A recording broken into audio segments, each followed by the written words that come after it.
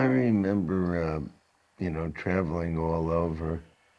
And as I was around, I would notice that there were what they call local readers, people that they would read at a show, but only when you were in their area.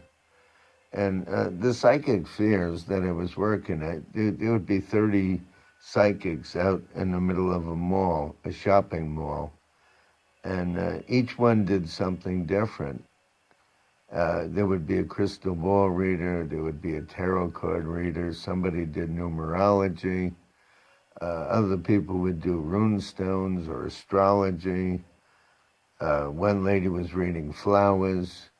There was somebody there with a crystal ball. It was like a psychic academia, and it was very interesting to me. I would sit down with a psychic and talk to them, and there would be somebody who would be an expert at tarot cards or regular cards or numbers, and whole groups of people would be in a mall. And this was the first wave of the psychics that came out from behind closed doors and wound up in shopping centers and malls and gave a lot of public exposure. Prior to that, a psychic was either a Mama Lagooch gypsy on a boardwalk, in order to know how to get in touch with one, you would have to know somebody, and they would give you a phone number, and you would make an appointment. But it wasn't anything that was like generally advertised or anything like that. If it was a real psychic, you kind of had to have some kind of way in. But now the psychics were in the middle of the malls, and they were teaching in high schools at night courses, and there was a lot more public exposure and interest. And the main thing that the psychics did at that time was they basically dealt with somebody's emotional life or their temperament, or my specialty was event predictive analysis, which is telling people about their life and when life changes and what persons or events I see coming up in their life. Today, it's a much different ball game in 2017, the 2017. There's a lot of mediumships on TV, which I have the highest regard for. It's mostly about contact with people that have passed on, and how they died, perhaps, or that they're around the person in a loving way. And I do believe all of that. I certainly do. And I think the people that are on TV are very talented at it. But what we tried to do in those days, in the 70s and 80s, and I did it up to 92, was to divine what was happening in somebody's life, in their everyday life, their work, their job, their love life, different aspects, and you try to give a general picture of their life, and their personality, and predictions of what was going to happen. Very often I would do a 2-hour radio program. People would call up, I would just ask their birthday, and I would tune into their birthday and just project what was going to happen to them, which for me was very easy. It's what I did all the time. I never really did watch TV. When I did malls and psychic fairs, people would sit down with me, and some of them were quite famous. Some were movie stars, some were well-known dignitaries, and I didn't know who they were. One time I was in the Philadelphia area, and Frank Rizzo sat in front of me, and I gave him a reading. And I told him what I seen happen around him and the vibes that I get. And he said, "You don't know who I am, do you?" And I said, "No, who are you?" He said, "I'm the mayor." I said, I just did the mayor of Paramus last week when I did Paramus Mall." He said, "I'm the mayor of Philadelphia," but at the time it didn't mean anything to me.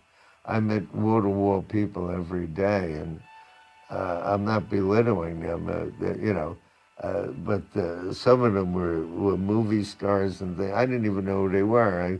I don't want to mention a person's name, but one day the younger psychics I was in my 40s, and they said, "You actually left him in the chair?" And I said, "Yeah." He told me I told him I just want to get a cup of coffee. He said, "Sure." And he said, "You left him in the chair, didn't you?" Yeah. I said, "So what's the big deal?" They said, "Like you didn't know." And it was actually one of the superstars, and I had no clue. One time I was doing a show in Menlo Park, and the person running the show said that Bruce Springsteen was upstairs in Bam's Burgers restaurant and wanted to see me. And I never did go up and really talk to him. I went up and I came down. I didn't even know what he looked like. All my life, I've never watched a lot of TV. I've always lived a very busy life, and I was always working a lot and juggling things, and I wasn't one to sit down. And a lot of times I don't have cable TV or anything, so I don't really know who these people are. I used to have people come and sit down at my table. They had two bodyguards around them, and the people running the show wouldn't let me know who they were.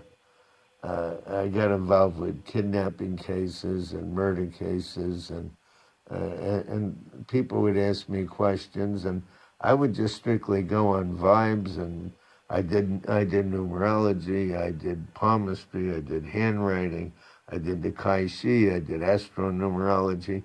I was studying this since I was a young child, so I knew all these things, and for me it was easy. This subject matter always came easy to me, the psychic and the numbers. I do a little mediumship, but not quite what these people do that are, like Lisa Williams or John Edwards or Matt Frazier, whatever. I've been watching YouTube, and some of them really do a fantastic job. But when it comes to regular, everyday predictions of what's going to happen in somebody's life, I'm pretty good. I feel very confident in that area, but mediumship, I do a little bit of it, but I don't claim to be the world's expert on that. I can mix it in with some of my other stuff, but the everyday stuff is easy for me. I've been doing that all my life. I just pop things out. And when you give a reading to somebody, you're depending on two things. You're depending on their record, them recalling their and their awareness, them recalling what happened to or with them or around them, as well as their awareness. So their recollection is extremely important to the reading. Now, you could be accurate and they just don't remember, or they haven't thought it through as to what you're really saying. So you're dealing with not only the information that you're ascertaining, but you're dealing with whether they're aware of events in their life and what you're saying and their recollection of what happened in their life. And will they be aware when the things that you have predicted would come out? So it's very hard to judge a reading, and a lot of times a psychic can be like 80 or 90% correct, and people pick on the 1% that they didn't perceive, but perhaps even that came out. Like I said, if they don't recall it, or if their recollection is bad, or their awareness is not finely tuned, it may go over their head. So a lot of times a psychic does better than what is generally supposed. Basically, I studied and learned, and I wound up teaching psychics how to make predictions. And people always tell me, well, shouldn't they know this? I said, well, you would think, but you don't come out of the womb knowing palmistry or handwriting analysis or name analysis and so forth and so on.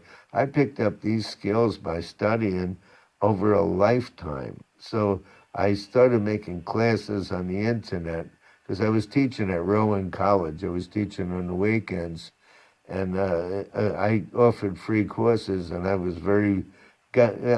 got a good bunch of people coming out. Some were even professional psychics, and they said that they learned things in my class, but I've been doing it longer than them, and I've probably studied harder. But the fact that they came out and they were interested, I was tickled pink.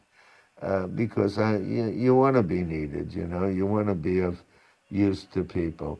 And I do believe that a professional psychic should charge money. I stopped doing public psychic in 1992, and I got remarried, and I got, you know, started a new life, and I got away from traveling.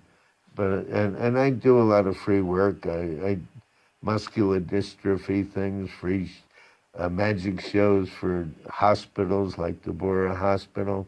But if a psychic is doing it for a living, they should charge, and they should charge what they really feel that they're worth, because somebody has to pay their electric bill and put gas in their car and pay their insurance, and ministers and priests and consultants get paid, and so should psychics. I have no objection to that.